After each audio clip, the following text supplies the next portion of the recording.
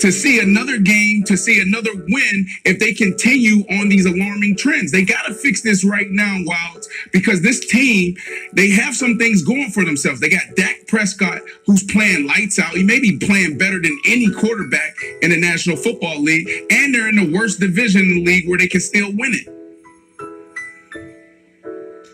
Guys, I feel like you're all crazy.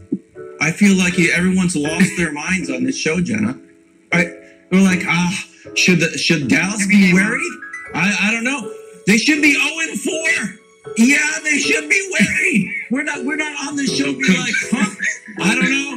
Mike, what do you think about the Jets? What do you think about the Jets? Do you think the Jets can make it to Tampa for the Super Bowl? No, obviously not. They're a squib kick away in an epic, mind-blowing meltdown from the Falcons of being 0-4. And we're sitting here being like, huh? Nick's like, I don't know, guys. I take integrity. I'm not ready to give up on the Super Bowl. What are you talking about? Guys, is it over? Is it over, Wilds? Is it over, Wilds? Wilds is giving up 7,000 yards to the Browns, and Jarvis Landry's out there like Johnny Unitas. Yeah, it's over. It's done. What are you talking about?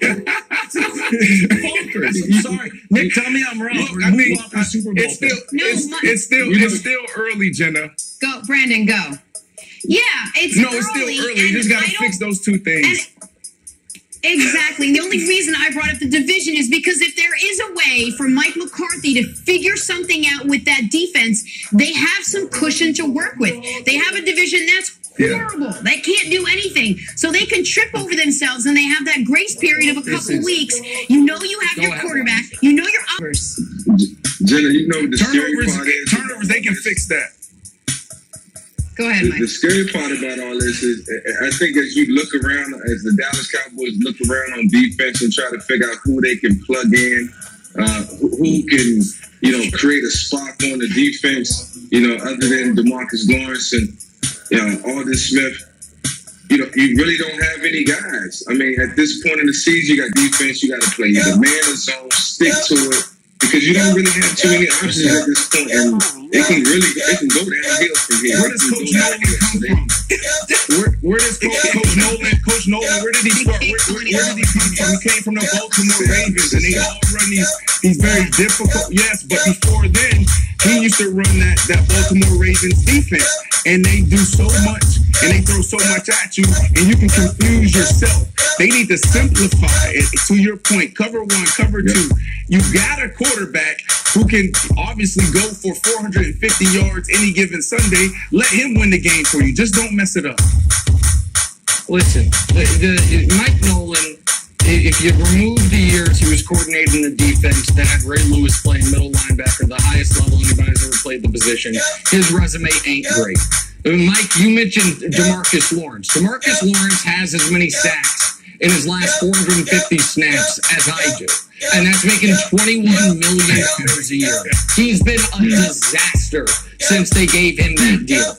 And Wilds, to your point, I agree with you 100%. I picked this team to go to the Super Bowl, and I look like a total buffoon because the NFL does a great job, Jenna, of, I don't want to say tricking, but mind-melding fans into thinking their teams are always in it because there's 8 divisions. So there's only 4 teams in a division. So you're only competing with 3 other teams. So no matter how bad you start the year, it's like, well, we're always alive in the division. That's great. That's a hell of a story if you are a team that came into the year saying, if you're the Arizona Cardinals and you're upset about the last 2 weeks, it's like, well, we're, at least though we're still maybe alive in the division because the goal was just make the playoffs. The Cowboys' goal was to make the Super Bowl for the first time in a quarter century, make the conference championship game for the first time in a quarter century.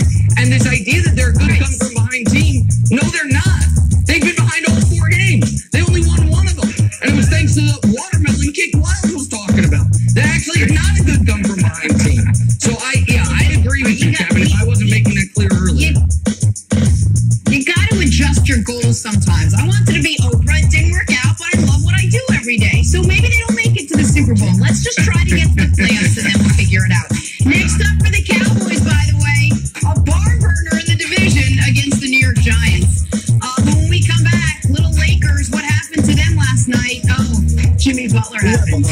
Next, first things first.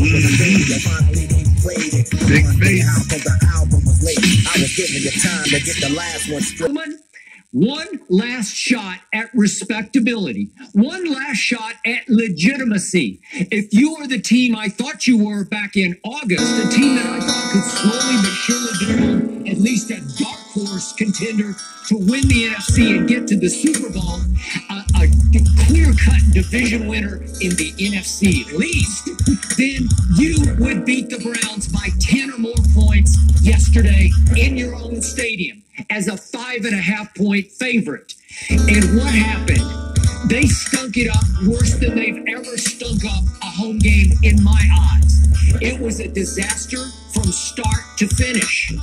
It was everything that's wrong with this year's Dallas Cowboys because they are all icing and no cake because they have no defense. It's not only the worst defense in the NFL right now, it's the worst defense in team history unless you want to go back to that expansion year in 1960 when they were 0-11-1. I could argue that defense was a little worse than this one, but not much worse because this is all-time humiliating. This is throw up in your mouth humiliating. This was hard for me to watch, hard for me to stomach yesterday, and I have